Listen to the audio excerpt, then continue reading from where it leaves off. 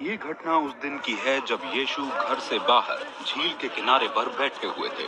एक बड़ी भीड़ उनके चारों ओर इकट्ठा हो गई, इसलिए वो एक नाव में जा बैठे और भीड़ झील के तट पर रह गई।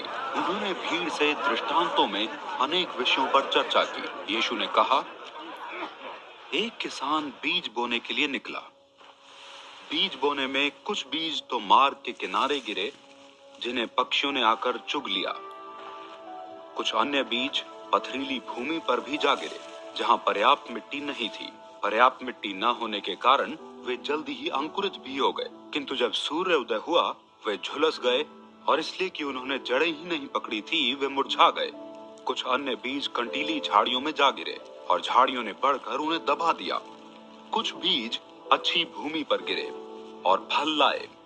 यह उपज 100 गुणी, 60 गुणी, 30 गुणी थी। जिसके सुनने के कान हो वो सुन ले।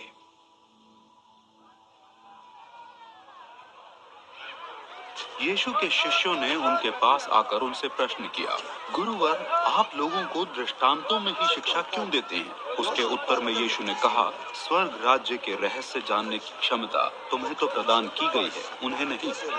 क्योंकि जिस किसी के पास है उसे और अधिक प्रदान किया जाएगा और वो संपन्न हो जाएगा, किंतु जिसके पास नहीं है उससे वो भी ले लिया जाएगा जो उसके पास है। यही कारण है कि मैं लोगों को दृष्टांतों में शिक्षा देता हूँ, क्योंकि वे देखते हुए भी कुछ नहीं देखते तथा सुनते हुए भी कुछ नहीं सुनते, और ना उन्हें इसका अर्थ ही समझ आता है। उनकी इसी स्थिति के विषय में भविष्यद्वक्ता यशायाह की ये भविष्यवाणी पूरी हो रही है, तुम सुनते तो रहोगे किंतु समझोगे नहीं, तुम देखते तो रहोगे किंतु तुम्हें कोई ज्ञान न होगा। क्योंकि इन लोगों का मन मस्तिष्क मंद पड़ चुका है।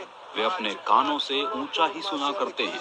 उन्होंने अपनी आंखें मूंद रखी हैं कि कहीं वे अपनी आंखों से देखने ना लगे, कानों से सुनने ना लगे तथा अपने हृदय से समझने ना लगे और मेरी ओर फिर जाएं कि मैं उन्हें स्वस्थ कर दूं। धन्य है तुम्हारी आंखें क्योंकि वे देखती हैं और तुम्हारे कान क्योंकि वे सुनते हैं। मैं तुम पर एक सच प्रकट कर रहा हूँ, अनेक भविष्यद्वक्ता और धर्मी व्यक्ति वो देखने की कामना करते रहे जो तुम देख रहे हो, किंतु वे देख ना सके, तथा वे वो सुनने की कामना करते रहे जो तुम सुन रहे हो, किंतु सुन ना सके।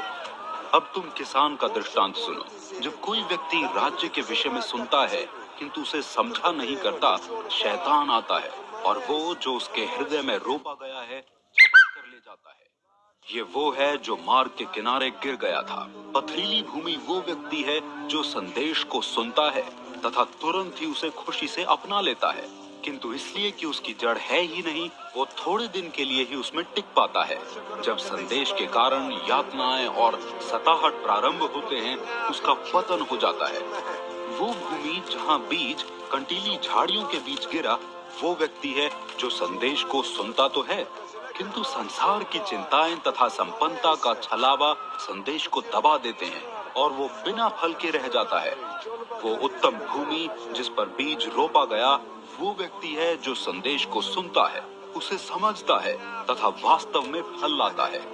ये उपज 100 गुणी, 60 गुणी, 30 गुणी होती है।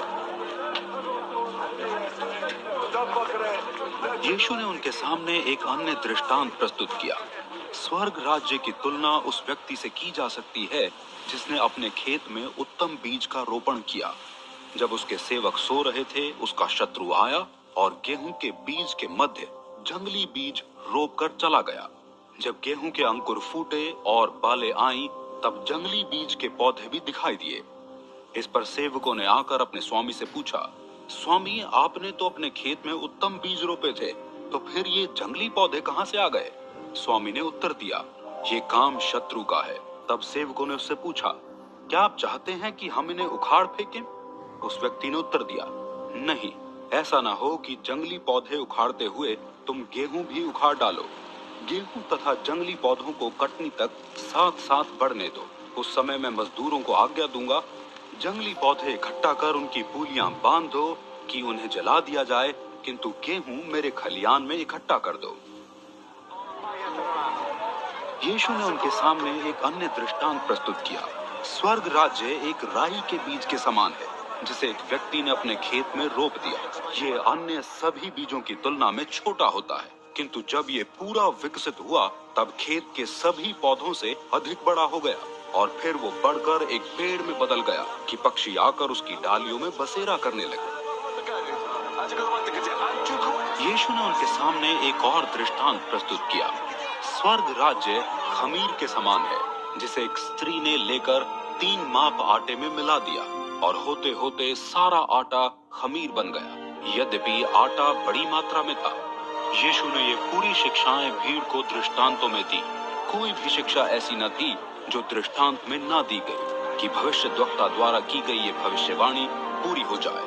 मैं दृष्टांतों में वार्तालाप करूंगा, मैं वो सब कहूंगा जो सृष्टि के आरंभ से गुप्त है।